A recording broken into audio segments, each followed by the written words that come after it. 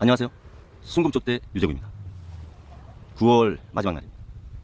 이 마지막이라고 하는 단어가 참 여러 가지 의미를 담죠. 그러나 마지막은 생의 언저리에서 생의 끝자락이 아니라 경계선에 있는 그런 말이지 않나 생각이 듭니다. 그 경계선을 넘으면 또 다른 생의 언저리가 시작이 되는 거죠. 내일은 또 시작이 되고 10월이 시작이 되고 자연은 또 그렇게 무심하게 갑니다. 오늘은 지방자치 제도에 대해서 같이 생각을 해보도록 하겠습니다.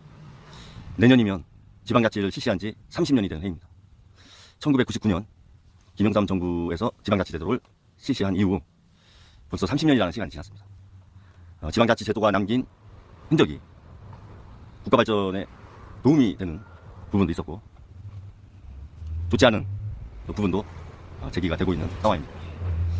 저는 지방자치 제도가 안착이 되기 위해서는 결론적으로 17개 광역시장과 253개 지방자치단체장이 교육감 선거할 때 정당에 가입하지 않고 정치적 중립을 확보하기 위해서 당적을 보유하지 않고 출마를 하는 것처럼 지방자치단체장도 광역단체장을 포함해서 정당에 가입이 되지 않은 상태에서 당적 보유가 없는 지방자치제가 실시돼야 된다, 이렇게 생각이 듭니다.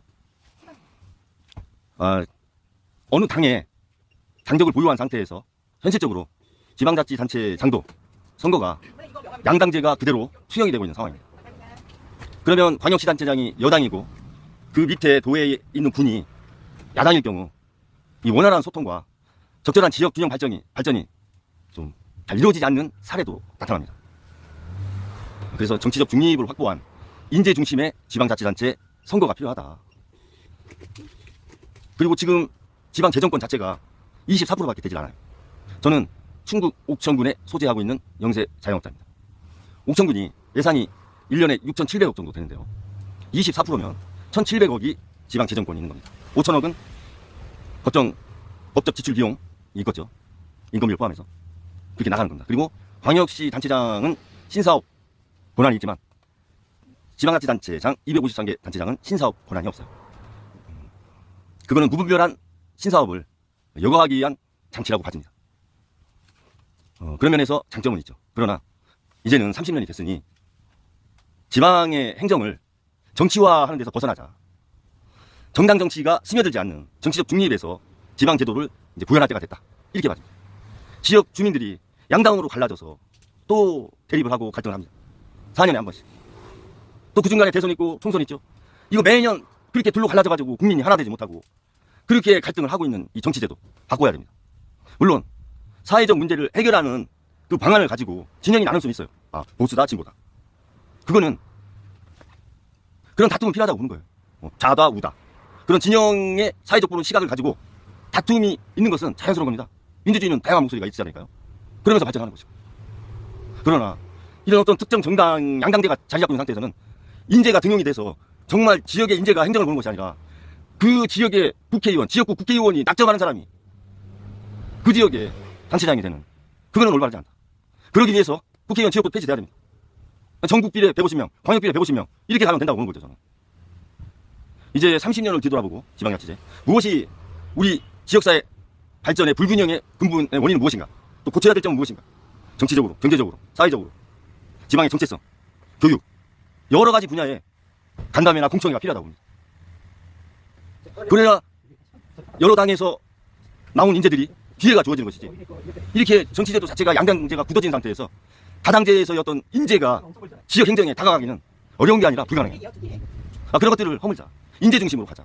지금 제가 우리 옥천군에 정치하시는 분들을 폄하하는 건 아니지만 층이 너무 얇아요. 경쟁력도 그러다 보니까 얇아요. 이 지역사회의 인재들이 다 외지로 이렇게 다 나갔습니다. 그 나간 상태에서 그나마 지역을 지켰던 분들이 기득권이라고 말하기는 뭐하지만 남아서 둘로 나눠져가지고 거기서 선출이 되는 겁니다. 이것은 옳지 않다. 올바른 행정 마인드와 지역 발전에 대한 로드맵이 있는 인재가 지역의 행정을 맡아야지. 정당의 추천을 받은 사람이 지역을 그냥 그 사람의 어떤 능력과 관련 없이 지자체를 운영한다? 그러니까 지역사회가 붕괴되고 지역 균형 발전이 생기고 이 수도권 중심, 메가시티 중심으로만 국가가 발전하는 거예요. 근본적인 문제를 검토를 한번 국회에서 해주셨으면 합니다. 그리고 이 국민 통합의 첫걸음은 대화입니다. 소통이에요. 그런데 이렇게 둘로 갈라져서 이게 대화가 되겠어요? 대화가 안 되는 거죠. 그냥 끼리끼리 노는 겁니다. 시민단체도 마찬가지고. 그런 것들도 재편성이 돼야 된다. 그런 생각이 많이 듭니다. 지방자치제가 이제는 자리 잡기 위해서는 공약 중심, 정책 중심, 지역 발전 중심이라고 하는 지역 인재를 뽑는 그런 지방자치제가 돼야 된다. 이런 말씀을 드립니다. 정당의 추천을 받은 사람이 뽑는 것이 아니라 지역에 정말 인재를 뽑는 그런 지방자치제도가 자리 잡기를 말씀드리면서 지금 자영업자가 참 위기에 몰렸죠. 우리나라 자영업자가 이제 비중이 19.7%까지 내려온 것 같아요. 20%가 무너진 거죠. 물론 캐나다는 6.7%, 일본은 9.7%, 10% 미만이에요. 우리나라는 많죠. 그거에 비하면 19.7%라니. 사실 이게 24%, 25%까지 얼마 전까지 그 정도까지 갔어요. 5% 정도가 빠진 거죠. 100만 명이 줄었다는 게 맞는 거예요. 기억한다. 그러면 자영업자 비중이 너무 많은 것이 경제나 사회 산업 구조에 문제가 있다라고 보시는 경제학자도 있으시더라고. 근데 제가 우려하는 것은 그럼 자영업자가 10%대로 내려오는 것이 산업 구조상이 좋다라고 하면 그 폐업에서 실직이 된 자영업자에 대한 퇴하는 얘기를 하지 않아요. 그분들에 대한 퇴하를 얘기하셔야지. 그분들이 왜 자영업자가 됐어요? 조기 퇴직을 했기 때문에 자영업자가 된 겁니다.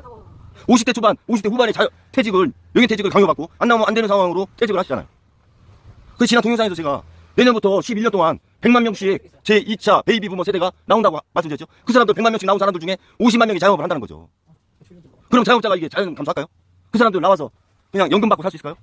일 안 하고? 그건 어려운 얘기입니다. 50대 후반 60대 나와서 그냥 사랑방 다니면서 노후를 보낸다? 제가 볼 때는 평균 수명이 지금 85세 정도 됐는데 그렇게 나머지 노후를 보내기는 상당히 어려움이 있다. 이 사회생활을 하지 않고는 인간이 살아갈 수 없는 겁니다. 기본적인 것은 조기 퇴직에서부터 저출생, 저출산이 문제가 생기는 것이고 자영업자의 이런 문제가 발생하는 거예요.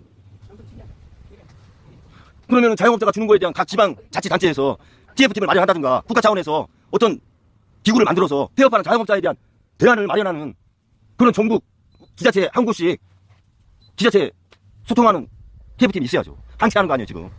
자영업 폐업하려고 해도 폐업 비용이 없어서 못하는 사람이 20, 30%가 넘어요. 그런 사람들을 제기하고 폐업을 하지 않게 하거나 폐업을 했을 때 또 방안을 제시한다거나 이런 어떤 대안이 있어야 될까요? 국가 차원에서.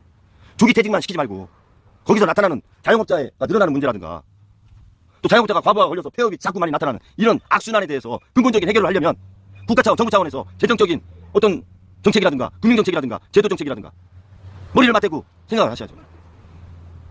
지방자치 단체로서는 특히 옥천구 같은 경우는 이 폐업하는 자영업자를 구제할 수 있는 경쟁력과 정책과 제도와 재정이 없어요. 왜? 자립도가 10%밖에 안 되는데 무슨 그 폐업하는 자영업자를 보듬어 줄 수 있어요. 부도가 날 판인데 옥천군도 심폐소생술을 받아야 되는 상황이야. 옥천군 자체가 자립도가 10% 되는 자립도가 그게 지방자치 단체예요? 그 자체가 지방자치 단체가 뭘 하겠어요? 10%밖에 안 되는 자립도가 10%밖에 안 되는 지자체가 뭐를 할 수 있겠어요? 할 수 있는 게 아무것도 없어요. 지방재정권을 24%에서 40%까지 높여라. 인사권은 이제 군수가 인사권 어느 정도 확보가 됐잖아요. 지방자치 30년 하면서 재정권을 조금 확보를 더 늘려라. 24%에서 40%까지. 그냥 작년에 56조 4천억 중에서 18조 6천억을 지방 교부세에 줘야 될 걸 쓰지 말라고 부릉 처리하고 그냥 싹 입 닦으면 지자체는 어떻게 해요? 써야 될 것을 못 쓰는데 그게 만약에 사회적 약자한테 써야 될 거면 정부는 그거는 복지 정부라고 할 수 없는 거예요. 아, 돈 없으니까 쓰지 마. 알아서 그냥 각 지자체에서 부령해. 이거는 정책이 아니죠. 뭐가 문제고? 그것을 해결하기 위해서는 어떠한 특별한 이해관계에 되는 상황 그런 것들을 종합을 해서 대안을 마련을 하셔야지. 그러면 현장을 가보라 이거야 나는. 당내에서 마이크 잡고 이렇게 한마디씩 하지 말고 현장을 직접 가보시라니까. 자영업자를 해봐. 그 서문시장이나 충무 지지자 있는 그런 시장 가지 말고 정말 어려운 자영업자 가서 2, 3일 한번 해보세요. 그럼 답이 나온다니까. 어떻게 해야 되나? 그러면 배달앱의 문제, 쿠팡의 문제, 물류의 문제 다 문제 해결할 수 있어요. 현장을 안 오니까 모르는 거야. 당신들 다 옷 벗어야 돼. 아무튼 이 저출산이나 지방소멸, 자영업자 위기 이게 어디서 발생하는가 잘 생각해야 돼요.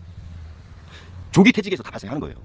그럼 조기 퇴직하는 그것을 어떻게 해서 좀 연장하고 다른 대안을 마련할 수 있을까를 잘 생각하셔야 되고 우리나라가 사는 거는 분당이 슬럼화돼야 돼요. 분당이 10만 가구가 넘는데 다시 신도시 뭐 개발해가지고 용적률 높여서 15만 가구가 될지는 모르겠지만 우리나라 부동산 시장 분당이 슬럼화되면 정상화되는 겁니다. 거품이 내가 볼 때는 한 3천조 이상 되는 거야 부동산 시장이. 그 3천조가 다 꺼져야 돼. 무슨 24평이 40억씩 해요. 그게 나랍니까? 그 24평이 40억인 게 아파트가 40억인 게 정상적인 수요와 공급입니까 그게?